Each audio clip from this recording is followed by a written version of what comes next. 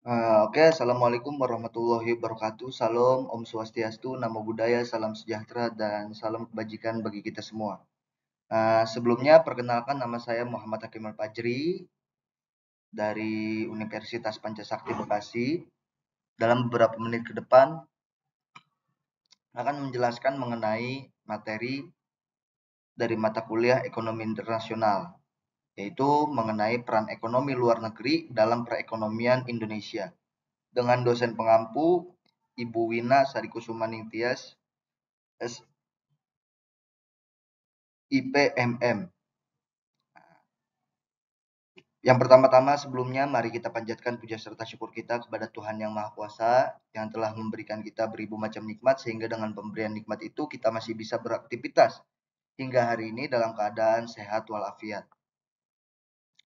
Lalu yang saya hormati para dosen di Universitas Pancasakti Bekasi yang tidak bisa saya sebutkan namanya satu persatu, namun insya Allah tidak mengurangi rasa hormat saya kepada beliau semua. Dan khususnya yang saya hormati Ibu Wina Sarikusumaningtyas, SLPMM, SIPMM, selaku dosen pengampu dari mata kuliah Ekonomi Internasional. Baik, catatan pembuka terlebih dahulu yang perlu kita tanamkan, yang perlu kita tancapkan di dalam pikiran kita bahwa perekonomian, peran ekonomi luar negeri atau masyarakat luar negeri dalam perekonomian Indonesia itu sangat penting karena memiliki berbagai peran yang bermanfaat. Nah, kita bahas pengertian terlebih dahulu apa itu peran ekonomi luar negeri. Nah, peran ekonomi luar negeri internasional itu adalah keterlibatan suatu negara dalam aktivitas dan interaksi ekonomi dengan negara lain yang meliputi hal-hal sebagai berikut. Satu, perdagangan internasional, yaitu melakukan ekspor dan impor barang jasa dengan berbagai mitra dagang yang ada di luar negeri. Lalu yang kedua, investasi asing langsung, yaitu menerima masuknya investasi langsung dari perusahaan multinasional asing ke dalam negeri maupun menginvestasikan modal ke luar negeri. Lalu yang ketiga, kerjasama ekonomi bilateral, yaitu menjalin kerjasama ekonomi dan perdagangan dengan negara mitra secara bilateral atau dua pihak, seperti perjanjian perdagangan bebas. Lalu yang keempat, hubungan ekonomi regional, yaitu mengikuti keanggotaan kawasan perdagangan bebas seperti ASEAN, APEC, maupun blok perdagangan regional lainnya. Lalu yang kelima, yang terakhir, hubungan ekonomi multilateral, yaitu berpartisipasi dalam institusi dan skema ekonomi global seperti WTO, IMF, Bank Dunia, dan G20. Nah, melalui peran ekonomi luar negeri tersebut, suatu negara itu dapat meningkatkan pertumbuhan dan perkembangan ekonominya melalui interaksi yang saling menguntungkan. Lalu yang selanjutnya, peran penting ekonomi luar negeri. Nah, peranan ekonomi luar negeri atau hubungan ekonomi internasional itu memiliki peran penting dalam perekonomian Indonesia di antara lain. Satu, meningkatkan ekspor dan devisa negara. Nah, dengan menjalin hubungan perdagangan internasional, Indonesia itu dapat mengekspor berbagai produk unggulan seperti batu bara, kelapa sawit, kopi, dan lain sebagainya untuk memperoleh devisa. Lalu yang kedua, mendatangkan investasi asing. Nah, hubungan bilateral dan multilateral itu membuka peluang investasi langsung dari perusahaan multinasional yang dapat menciptakan lapangan kerja dan meningkatkan pertumbuhan ekonomi. Lalu yang ketiga, transfer teknologi modern. Nah, kerjasama luar negeri itu memungkinkan adopsi teknologi produksi modern yang dapat meningkatkan efisiensi, kualitas, dan daya saing produk domestik. Lalu yang keempat, meningkatkan ketahanan ekonomi. Nah, ketergantungan pada mitra dagang utama itu perlu dihindari dengan diversifikasi mitra dagang. Nah, hal ini juga dilakukan melalui keanggotaan Indonesia berbagai organisasi perdagangan regional dan multilateral.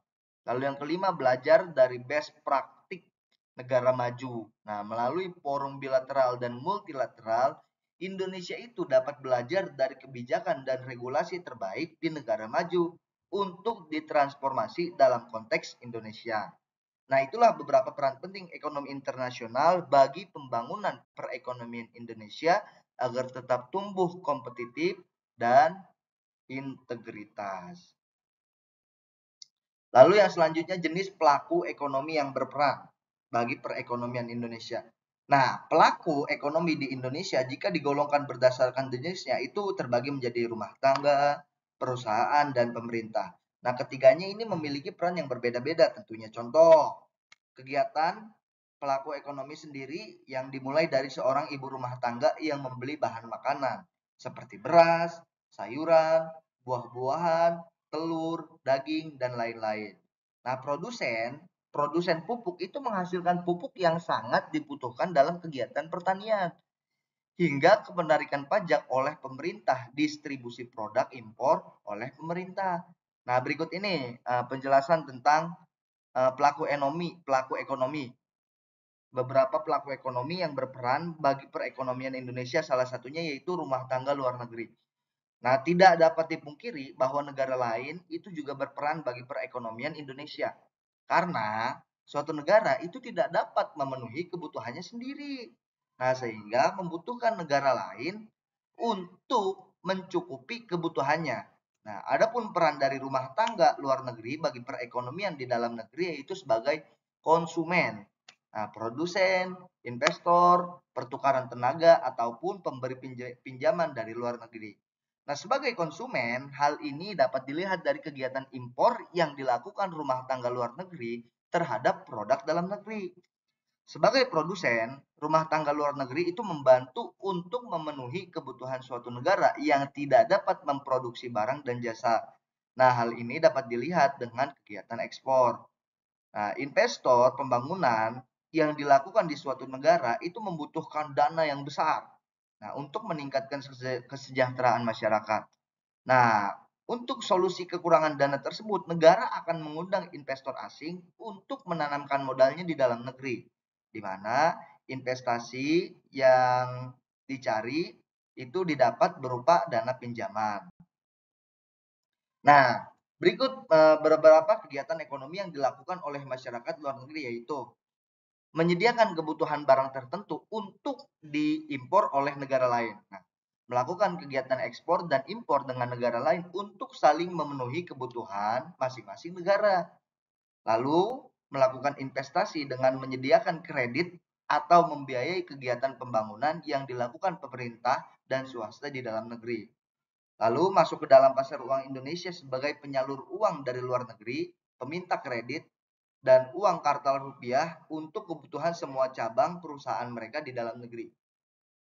Lalu selanjutnya menjadi media penghubung pasar uang dalam negeri dengan pasar uang luar negeri. Lalu selanjutnya pertukaran tenaga kerja, perbedaan jumlah penduduk itu berpengaruh terhadap lapangan pekerjaan yang tersedia.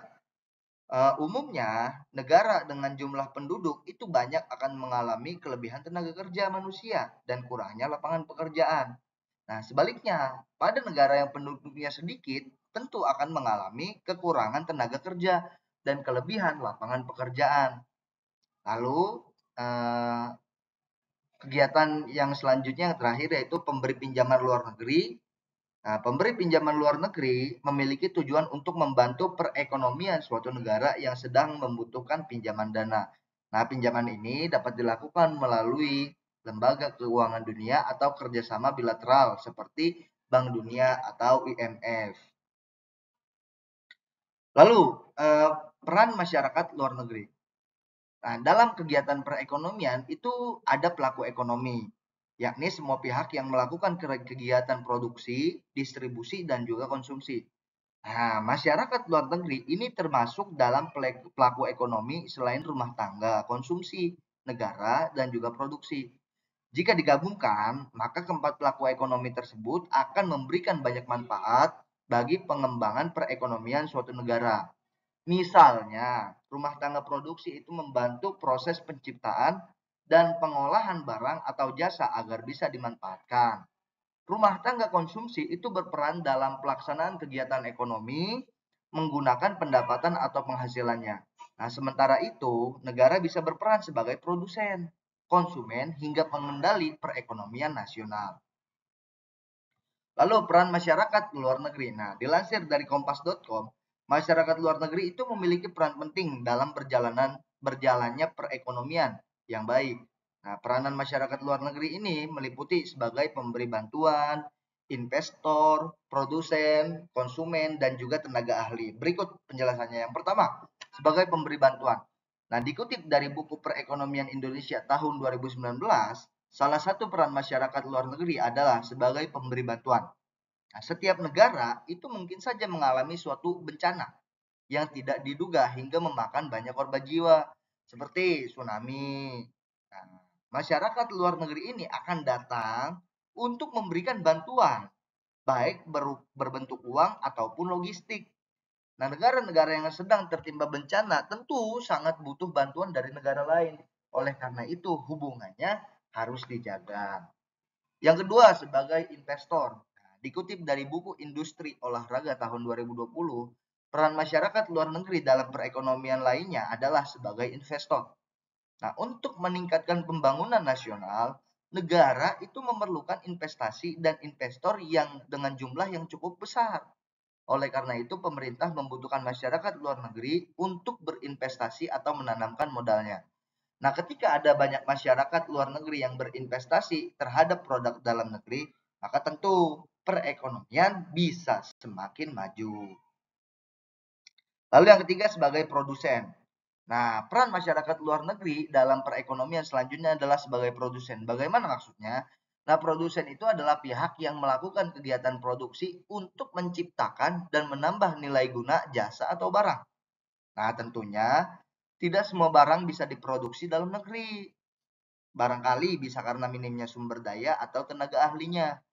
Nah, oleh karena itu diperlukan masyarakat luar negeri untuk memproduksi barang dan jasa kemudian mengekspornya ke negara lain. Misalnya, masyarakat luar negeri mengekspor plastik, mesin, peralatan elektronik hingga kendaraan untuk memenuhi kebutuhan masyarakat Indonesia. Lalu yang keempat sebagai konsumen. Nah, selain berperan sebagai konsumen dalam perekonomian, masyarakat luar negeri juga berperan penting sebagai konsumen. Nah, kebalikan dari produsen, masyarakat dari luar negeri tentunya tidak bisa memproduksi semua barang atau jasanya sendiri. Oleh karena itu, mereka membutuhkan bantuan dari negara lain. Nah, mereka melakukan kegiatan impor untuk memenuhi kebutuhannya. Impor itu merupakan kegiatan memasukkan barang atau jasa dari luar negeri ke daerah pabean untuk bisa diedarkan di dalam negeri. Misalnya, negara India mengajukan impor minyak kelapa sawit kepada Indonesia untuk memenuhi kebutuhan masyarakatnya. Lalu yang kelima sebagai tenaga ahli. Nah, tidak hanya itu, dalam perekonomian masyarakat luar negeri juga berperan sebagai tenaga ahli. Gimana maksudnya? Nah, ini artinya mereka bekerja menjadi tenaga ahli untuk membantu kegiatan ekonomi di dalam negeri. Dalam beberapa sektor tentunya tenaga ahli dari mancanegara itu sangat dibutuhkan agar usaha menjadi lancar dan tak terhambat. Begitu pula sebaliknya, Indonesia juga kadang mengirimkan tenaga kerja ke negara tertentu, seperti tenaga kerja Indonesia. Nah, itulah peran masyarakat luar negeri bagi perekonomian Indonesia. Semoga bermanfaat. Lalu, dampak positif perdagangan internasional. Nah, perdagangan internasional itu merupakan sebuah fenomena ekonomi yang telah terjadi selama berabad-abad. Dalam perdagangan internasional, suatu negara itu melakukan pertukaran barang dan jasa dengan negara lain.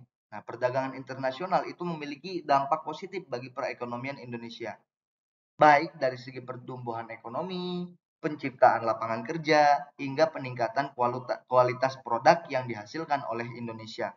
Nah, berikut beberapa dampak positif dari peran masyarakat luar negeri ke perekonomian Indonesia. Yang pertama, meningkatkan investasi asing langsung, foreign direct investment (FDI) di Indonesia. Investasi asing membawa modal, teknologi, dan manajemen modern yang dapat mendorong pertumbuhan ekonomi. Yang kedua, meningkatkan ekspor Indonesia ke negara asal investor asing. Misalnya, perusahaan Jepang yang berinvestasi di Indonesia dapat meningkatkan ekspor produk Indonesia ke Jepang. Yang ketiga, menciptakan lapangan kerja baru. Investasi asing biasanya membuka lapangan pekerjaan yang baru yang dapat mengurangi pengangguran. Yang keempat, meningkatkan penerimaan pajak. Perusahaan asing yang berinvestasi di Indonesia tentu akan membayar pajak yang dapat menambah pendapatan negara.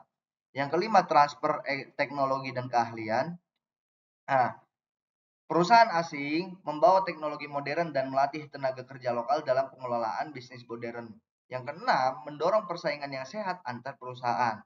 Hadirnya perusahaan asing itu menciptakan iklim persaingan yang mendorong perusahaan lokal untuk berinovasi dan meningkatkan efisiensi. Yang ketujuh, meningkatkan citra dan keyakinan investor terhadap prospek ekonomi Indonesia. Minat investor asing berinvestasi di Indonesia itu dapat meningkatkan keyakinan pelaku bisnis global terhadap prospek pertumbuhan ekonomi di Indonesia. Nah, kesimpulannya, perdagangan internasional itu memberikan banyak dampak positif bagi Indonesia, antara lain meningkatkan perekonomian, membuka akses pasar, meningkatkan lapangan kerja, meningkatkan kualitas produk, dan mengurangi biaya produksi. Oleh karena itu, penting bagi Indonesia untuk terus mendorong perdagangan internasional dengan menjalin kerjasama dengan negara-negara lain. Nah, di sisi lain ternyata perdagangan internasional ini juga mempunyai dampak negatif.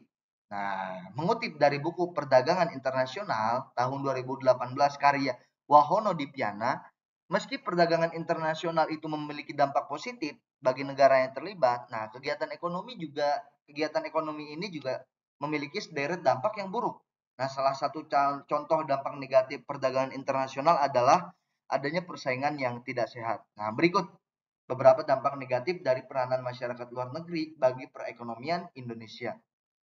Yang pertama, ketergantungan pada modal asing. Nah, jika investasi asing mulai menguasai sektor strategis, nah Indonesia bisa saja jadi ketergantungan terhadap modal luar negeri. Yang kedua, potensi repatriasi keuntungan ke luar negeri. Nah, perusahaan asing itu cenderung mentransfer keuntungan ke kantor pusatnya di luar negeri. Yang ketiga, persaingan yang tidak sehat dengan pengusaha lokal.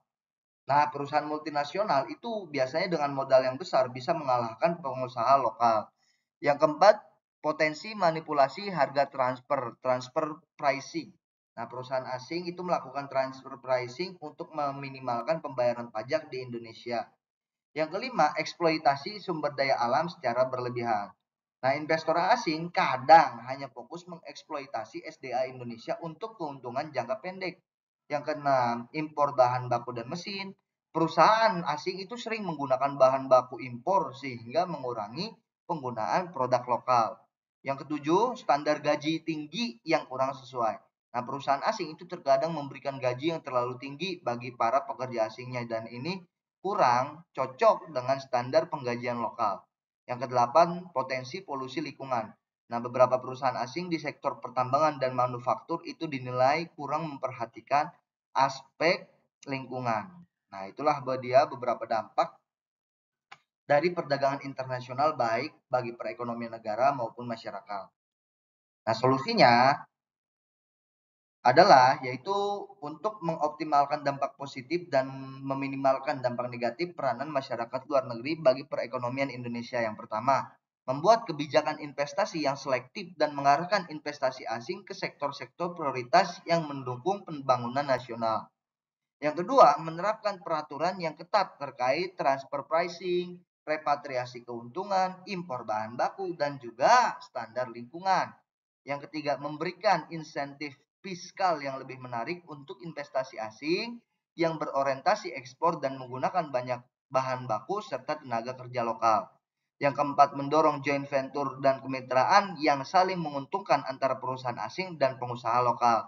Yang kelima, melakukan pelatihan dan pemberdayaan pengusaha lokal agar mampu bersaing dan bermitra dengan perusahaan multinasional. Yang keenam, meningkatkan infrastruktur dan iklim investasi yang kondusif agar investor asing tertarik menanamkan modal jangka panjang. Yang ketujuh, menerapkan aturan main yang jelas bagi investor asing sehingga tercipta iklim investasi yang adil, transparan, dan juga saling menguntungkan. Yang kedelapan, melibatkan masyarakat sipil dan LSM dalam pengawasan aktivitas perusahaan asing di Indonesia agar sejalan dengan kepentingan nasional. Nah, jadi itulah beberapa poin penting terkait peran masyarakat luar negeri Indonesia dalam perekonomian internasional. Nah, sebelum kita tutup, mari kita kutip dulu kata-kata dari Jim Yong Kim yang menjadi mantan Presiden Bank Indonesia. Nah, dalam ekonomi global saat ini, tidak ada negara yang bisa berdiri sendiri tanpa kerjasama dengan negara lain. Artinya, ada kebutuhan satu sama lain. Jadi, itulah beberapa poin penting terkait peran masyarakat luar negeri terhadap perekonomian Indonesia. Kurang lebihnya saya mohon maaf. Assalamualaikum warahmatullahi wabarakatuh.